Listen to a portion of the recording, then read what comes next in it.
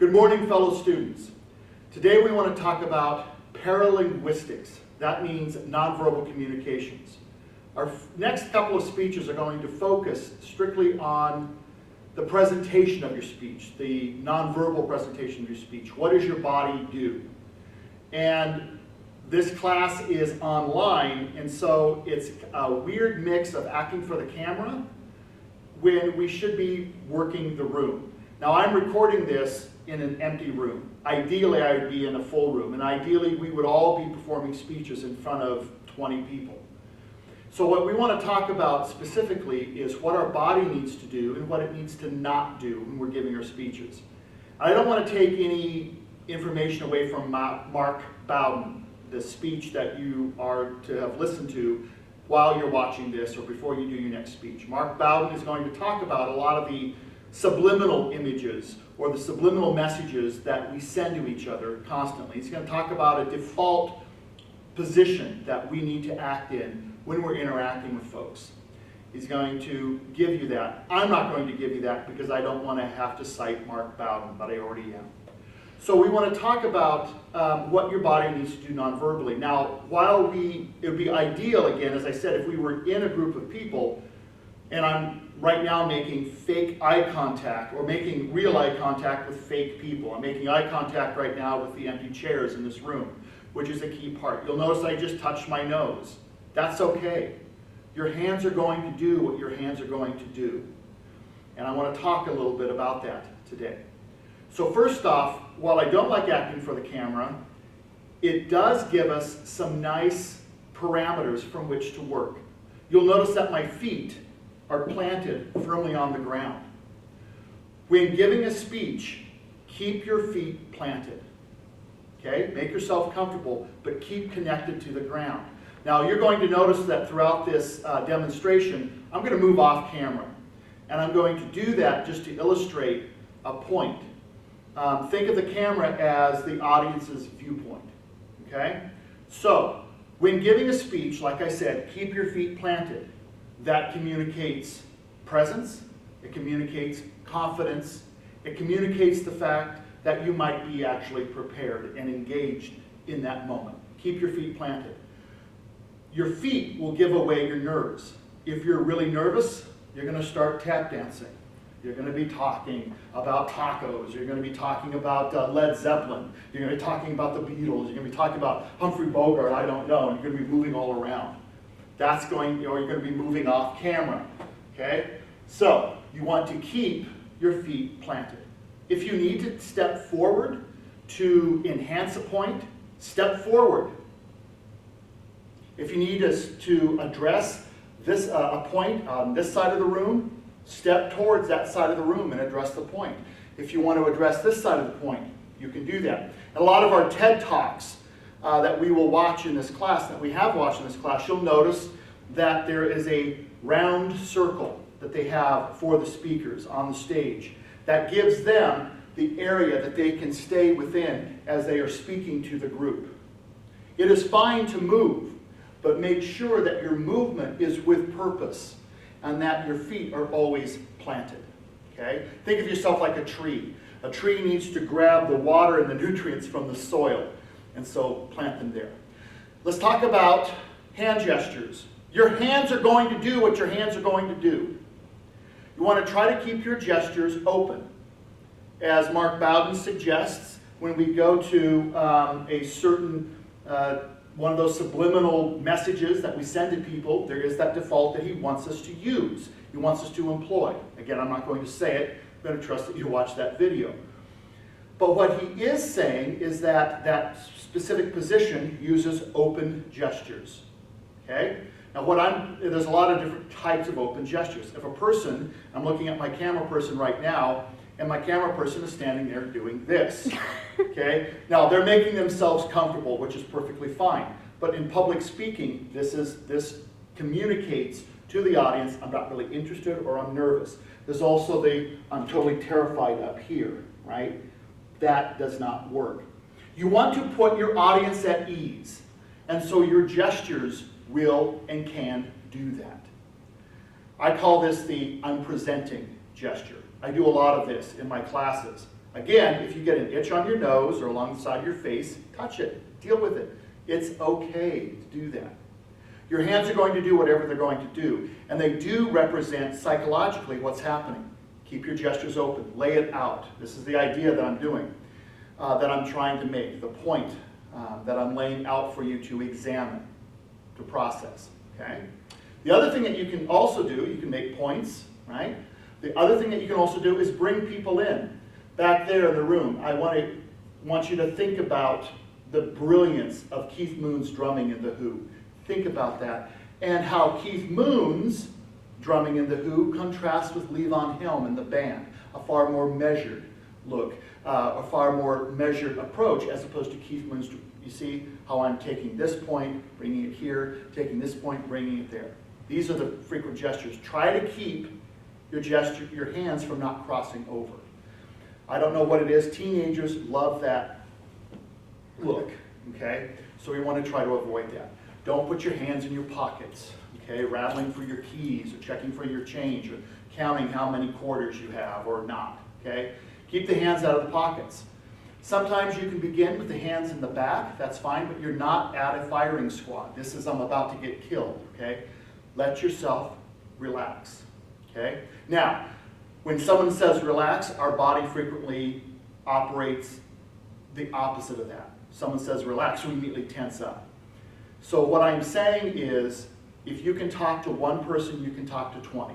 And as you become more and more adept and experienced at public speaking, you can think of it as an expanded conversation or an extended conversation, meaning that I'm taking the conversation and I'm extending it out. See how my hands are moving. I now want to talk about eye contact. Eye contact is incredibly important to your audience. Know where your audience is. In this room, I have desks and chairs stage right. This is my stage right. It's the actor looking at the audience. Stage right is to their right. Stage left is to their left. I've got several tables, several chairs. I've got some chairs at the back.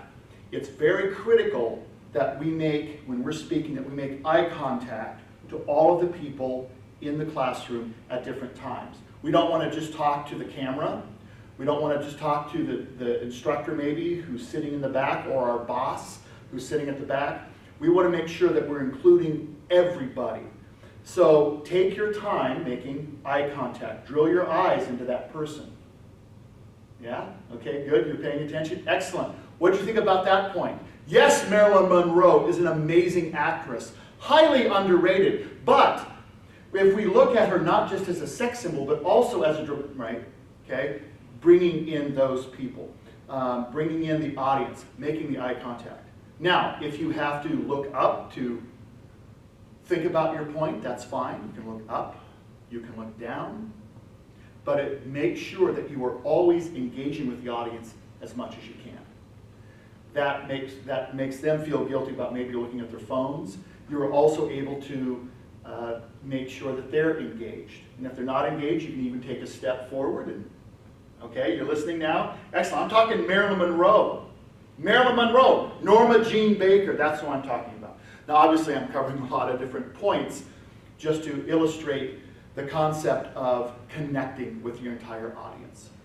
Now, I probably haven't done it well with this video, but I've tried to project my voice. Always project your voice to the back row. I come from the theater, that was my training and my experience.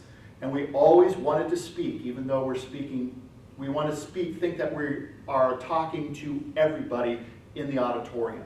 Whether it is 20 people or 300 or 1,000. We want to project to the back row. Projecting is not yelling. Okay, I'm going to yell here in a second. Okay, you ready?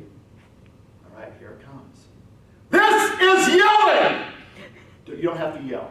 Okay, that's not projecting. Projecting is to think about, speak through somebody, speak through them. So even if they're in the back row, I'm speaking through them and to them as opposed to yelling. Okay? I probably haven't done as good a job with this video as I could have. What I'm speaking about is rate of speech. I have a tendency to speak very, very fast in my daily conversations with friends and coworkers.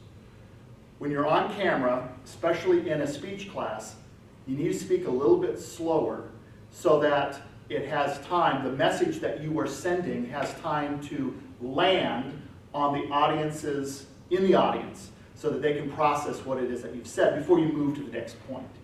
Take your time, take the time to have your words land and to have the words connect. And I did that as I'm making eye contact with the imaginary class. Don't worry about oral fillers. Oral fillers are like I've said at least 5, 6, or 7 of them since I began this speech. Oral fillers happen. We say like, and so. Those are different oral fillers as we're trying to connect our thoughts. So it's like if Marilyn Monroe was like Raquel Welch, or Paul Newman, or right. We use those oral fillers when we're trying to make those connections. Take some time to pause as you're making the connection if you want to avoid the ums and the so likes. Okay? Take some time to think about your next thought, to measure it. Notice what my hands are doing is I'm measuring, right? I'm measuring. Okay? Play with this. Plant your feet, speak slowly, speak clearly, make eye contact, reach out to your audience. See, I said it, I did a filler right there. Reach out to your audience, bring them in. Okay? If you need to move away, okay, move away, make a point, you can step back and reconnect yourself. Be careful though of stepping away. Stepping away limits your power. Moving forward increases your power. Try to stay in one area as much as you can. And if you want to move forward and make your point. We'll talk later about how to use multimedia and where your body should be in multimedia. You do want to make sure that when you're speaking, this is called a full front position. Okay? So be full front, plant your feet, let your gestures be open, away from your body, make eye contact, speak slowly. And finally, one other thing, try not to use notes if you can. What happens with notes is follow too frequently. I'm going to use this prop. This is an eraser. It's not notes. But far too often, now if you need notes, you need them. Okay? Do not put too much pressure on yourself to have to memorize. If you need notes, we'll talk about note-taking later. Try to speak without them, but if you need them, have them just here for referral. Don't write your speech out word for word, because what will happen is this. Pretty soon, watch what happens to my notes. Your hands lock and your eyes go down to the notes. And pretty soon, the notes become the audience of the speech. And pretty soon, your voice drops. And pretty soon, your body disappears. And here you are. You'll also, so try to stay away from notes. People have a tendency to direct their speech to their notes. You will also notice that I do not have a podium in front of me. No table. If we were a face-to-face class, you would not have a podium. You would not have a table. Just like those TED Talk speakers that we watch. They don't have a table. They don't have a podium. There are no barriers between them and their audience, between the speaker and the audience. They are open. Be open. Be upfront. Be honest. Be connected. Thank you so much, and I'll have more for you a little bit later. Take care.